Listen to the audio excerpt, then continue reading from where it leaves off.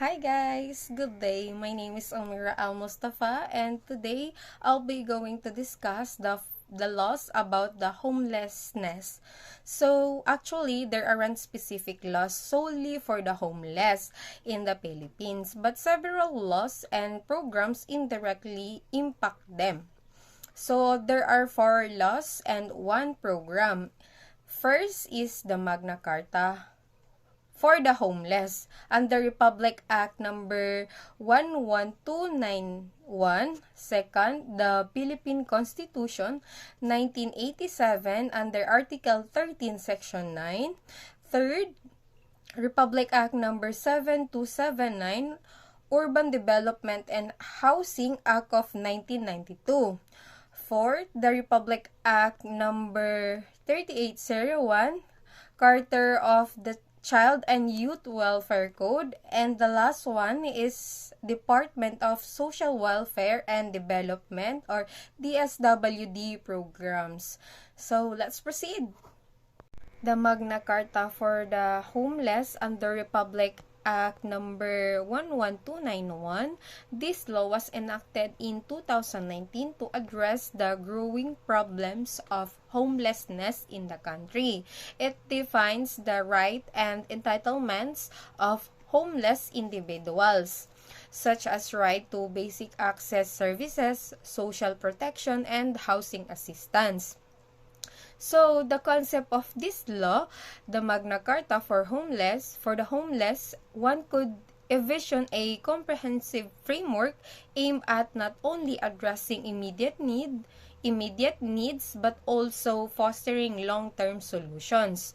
This might include provisions for job training and employment opportunities, mental health support services, community integration initiatives, and sustainable housing solution. Additionally, partnership with NGOs, private sector, and local communities could be emphasized to create a more holistic approach to tackling homelessness.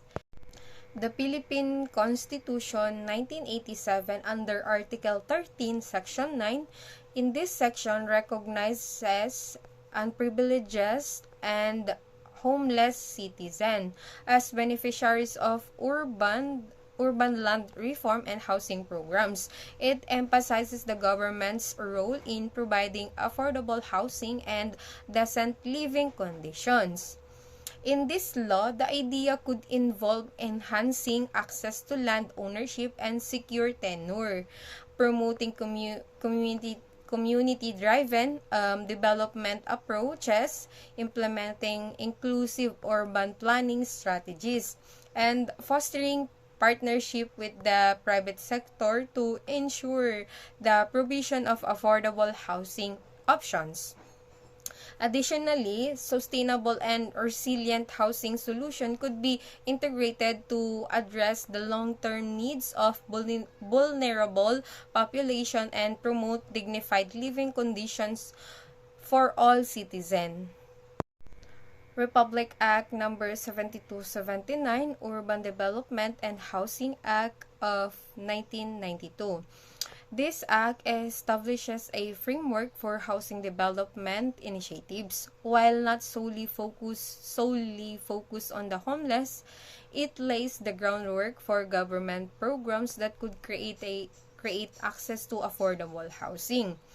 So, in this act can be leveraged to foster comprehensive urban planning that considers the need of all citizens, including those who are homeless or at risk or homelessness.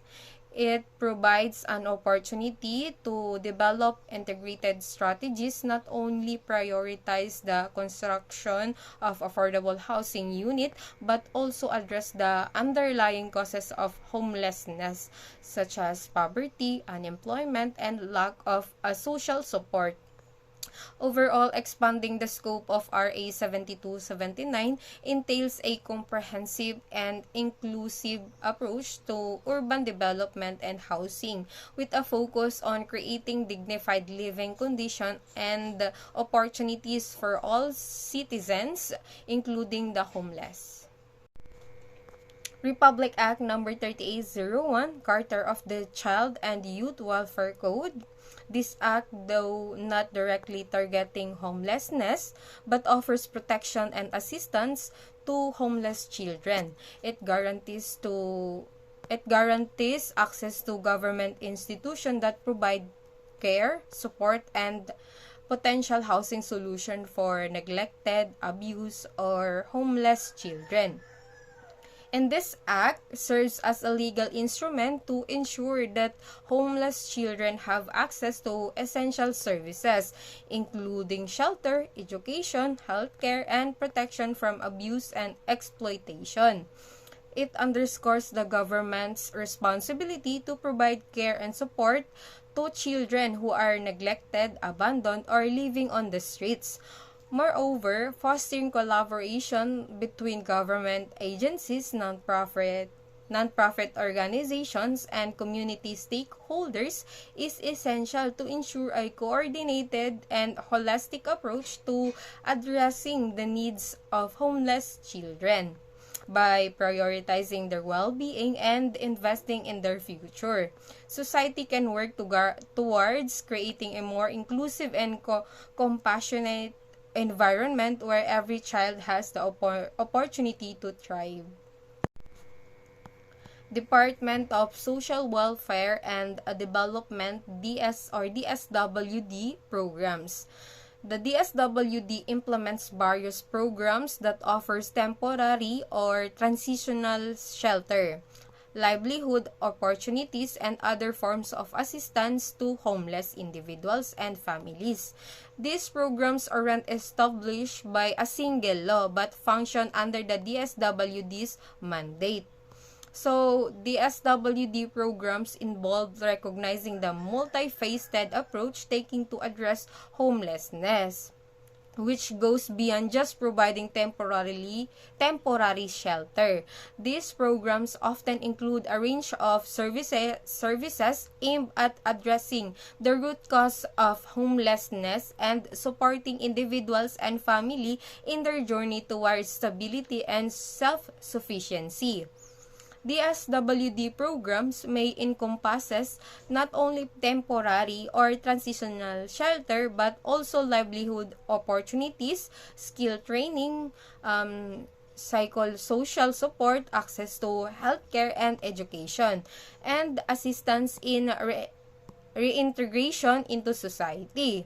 Additionally, there are maybe specific programs tailored to the unique needs of different demographic groups, such as street children, victims of domestic violence, or displaced families due to natural disasters or conflict. In summary, the Philippines doesn't have a single law that directly addresses the homelessness. However, the Constitution recognizes the need for government intervention, and other laws and programs provide a framework and resources for addressing the issue, particularly for vulnerable groups like homeless children. So, that's it for my report. Thank you guys for watching. Bye!